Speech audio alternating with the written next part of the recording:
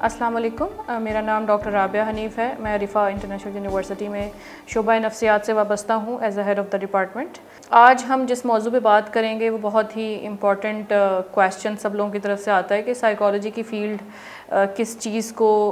जो है डील करती है और ये साइकाइट्रिस्ट से कैसे डिफरेंट है। और साइकोलॉजी की अगर हम एक बुनियादी डेफिनेशन देखें तो it's about scientific study of human mind and behaviour, कि जिसमें इंसान की जो है दिमाग और उसका जो रवैया और उसकी सोच विचार, उसके इमोशंस सब आपस में कनेक्टेड हैं।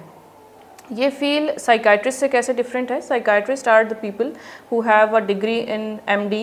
यानी कि उन्होंने पहले एमबीबीएस किया और उसके बाद स्पेशलाइजेशन की। उस स्पेशलाइजेशन में उन्होंने साइकाइट्री किया और वो they are able to prescribe medications. They mainly deal with medications, but psychologists cannot do that. We do talk therapy. We have different kind of talk therapies like cognitive behavioral therapy,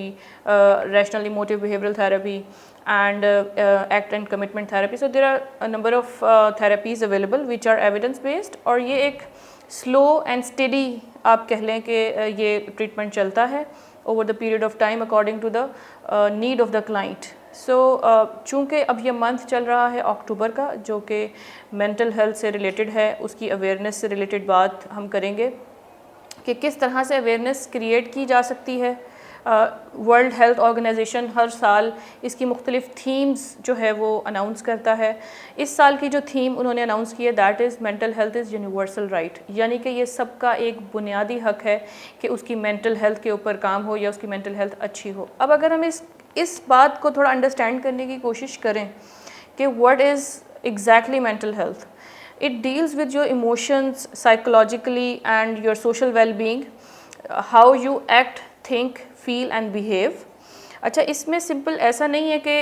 absentia of disease को हम कहें कि जी आपकी mental health अच्छी है। Mental health और well being के अंदर एक बारीक सा फ़र्क है, वो ये है कि अगर आप एक मुआशरे के प्रोडक्टिव रुकन बन सकते हैं ताकि आप अपना कुछ किरदार अदा कर सकें मुआशरे की बेहतरी में और आप अच्छा फ़ील करते हैं, तब हम कहेंगे जी आपकी mental well being is good. Otherwise there are number of risk factors and protective factors, जिसके ऊपर हम अभी आहिस्ता आहिस्ता बात भी करेंगे कि किस तरह कोई मर्ज़ डेवलप होता है या हम कैसे पहचान सकते हैं एज अ ले पर्सन, हमें कैसे पता चलेगा कि इसको मेंटल हेल्थ प्रॉब्लम है या इसको हेल्प की ज़रूरत है। इस सारी बात करने के साथ साथ एक और इम्पॉर्टेंट मौजू जिसके ऊपर मैं थोड़ी सी रोशनी डालूंगी, that is stigma and discrimination related to the mental health. हम बहुत जल्दी जो है ना हेल्प नहीं मांगते जब हम किसी मेंटल हेल्थ प्रॉब्लम में मुब्तला हों, वेयर एज़ कन्वर्सली अगर हम देखें तो अगर हमें बुखार होता है या हमें कोई फिज़ोलॉजिकल इलनेस है, हम बहुत जल्दी डॉक्टर को रुजू करते हैं। यही वजह है कि हम अपने मर्ज़ को बढ़ने देते हैं, उसको इनिशियल स्टेज के ऊपर अगर हम डील नहीं करते या हमारे अंदर वो कोपिंग स्ट्रैटेजीज़ इनबिल्ट नहीं है जो हमने डेवलप करनी है या किसी वजह से वो मांद पड़ गई हैं, अगर हम टाइमली रुजू करें तो बहुत चांसेस होते हैं कि आपका मर्ज़ जो है ना वो स्टार्ट होने से पहले ही फिनिश हो जाता है, क्योंकि लाइफ के चैलेंजेस तो आते रहते हैं। सो मेंटल हेल्थ की भी बात करें तो बचपन से लेके पैदाइश से इवन पहले के टाइम से लेके और आपका जो पूरी ज़िंदगी के डिफरेंट फेजेस हैं और एंड तक हर स्टेज के ऊपर एक स्ट्रेस आता है। अगर एक खातून जो है वो अभी जो है प्रेग्नेंट हैं, तो अगर उन्होंने एक स्ट्रेसफुल टाइम गुजारा है तो उसका इफ़ेक्ट उनके बच्चों पे आ सकता है। अब अगर एक बच्चा इस दुनिया में आता है, उसके जो अर्ली ईयर्स हैं, जो कि पेरेंटिंग के ईयर्स हैं, जो कि बॉन्डिंग के ईयर्स हैं, वहाँ पे अगर वो उन्हें उस तरह से तवज्जो नहीं दे सकी हैं, निगलेक्ट का शिकार रहा है बच्चा, या किसी किस्म का अब्यूज़, जिसको फ़िज़िकल अब्यूज़ आप कह लें, इमोशनल अब्यूज़ आप कह लें, और सेक्सुअल अब्यूज़, ये डिफरेंट फॉर्म ऑफ अब्यूज़ हैं जो कि एडवर्स चाइल्डहुड एक्सपीरियंसेस भी इसको कहा जाता है, एस के नाम से इसको जाना जाता है। तो अगर आपकी बढ़ोतरी की उम्र में कुछ ऐसे चैलेंजेस आपने फेस किए जो इन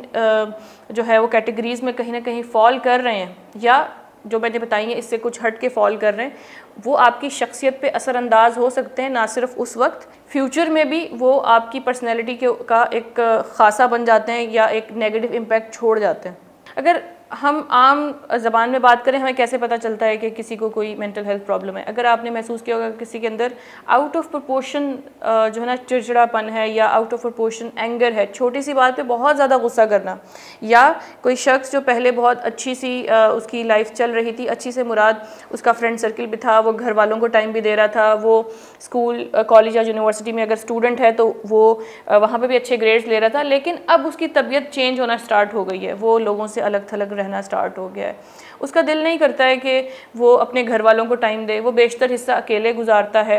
या जब उसको कोई रिस्पॉन्सिबिलिटी दी जाती है तो उससे रेकलेस मिस्टेक्स होती हैं। तो वहाँ हमें थोड़ा सा देखना पड़ेगा कि क्या रीज़न्स हैं इसकी चेंज ऑफ पर्सनैलिटी की। मैं यूनिवर्सिटी सेटअप की अगर बात करूँ तो पाकिस्तान जिस तरफ अब जा रहा है, या हमारी यूथ को जो प्रॉब्लम्स आ रही हैं, वो उनकी academia itself is a stressful task. जब बच्चे हॉस्टलाइट्स हो जाते हैं, अब छोटे शहरों से उठ के बड़े शहर में आए हैं, इटसेल्फ उस एज के अकॉर्डिंगली डिफ़िकल्टीज़ होती हैं स्टडीज़ में, but at the same time जो दूसरा चैलेंज उन्हें फेस करना पड़ रहा है, वो उस लोनलीनेस को, वो उस सोशलाइजेशन को कोप करने के लिए कहीं ना कहीं किसी इलीगल सब्सटेंस का सहारा भी ले लेते हैं, चाहे वो बच्चियां हों चाहे वो बच्चे हों। तो हमारी जो यूथ है जो हॉस्टलाइट्स में यूनिवर्सिटी और कॉलेज गोइंग गर्ल्स जो हैं, हमारे पास एज सच कोई एविडेंस बेस्ड फैक्चुअल रिपोर्ट तो नहीं है, but keeping in view my experience in the field of drug addiction and mental health, I could say that कि हमारे बहुत सारे बच्चों के रुझानात ड्रग एडिक्शन की तरफ जा चुके हैं।